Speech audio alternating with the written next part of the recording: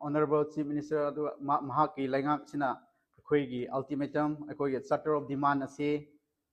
tabidre problems akhoi na face toriba akhoi na mayok nariba point du khaktang ai straight forward da dum chacharge how maroi na paliba government sina akhoi tribal youth council manipur na memorandum kanoda October 7 da akhoi ahan submit to khrawni aduga November da so akhoi ultimatum yauraga November 6 2004 so pizza khrawni akhoi Honorable Chief Minister mahaki laingak sina akhoi ultimatum akhoi charter of demand ase tabidre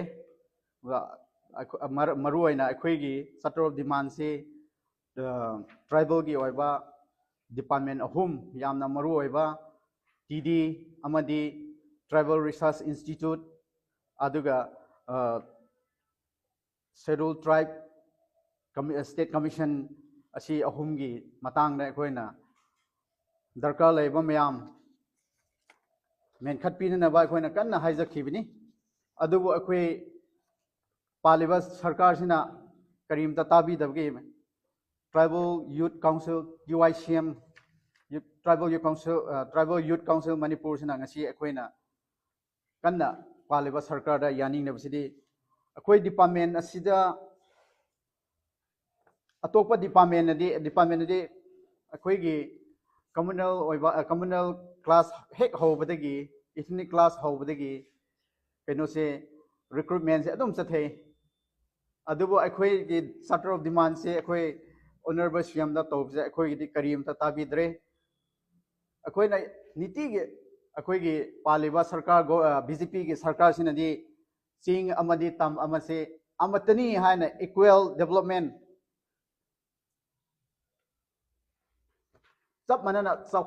chawkhat mina si haina mukhoi slogan di moi gi yamna laulai adubo tauriba thawong sidi akhoi suya yaningdre akhoi TD department da kyam leibra hadu akhoi asi charter of demand na loi ma yaw khramni adu tribal research institute se hauji pa hang su hangdre aduna akhoi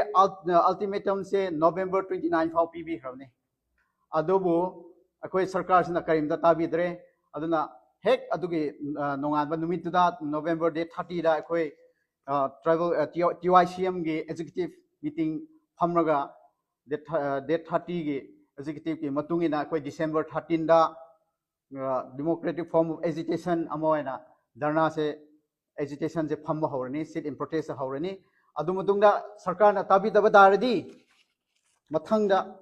darkar laiba akhoi na lokhatpa yaba khungjang se lokhalani aduna chinnadi yam lauraga thabak se sort uttaba se asida akhoi hauji thoriba ethnic classes thokpase maram lai aduna akhoi jo asi matang sida akhoi gi tribal gi oiba se yingsin bi daba tarabadi karino makha tagdaba haibdu paliba sarkar sina daito do responsibility do lofam thoi haibse akhoi TYCM sina kanna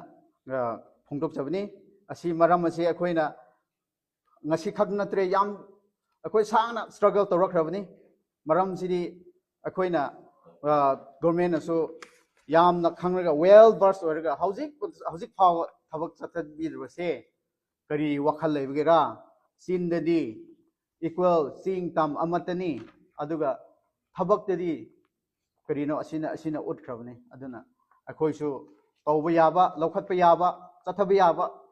akhoi su akanba khungjang se mathang changchilani haibse media ge khongthang ge adum phongdok chabani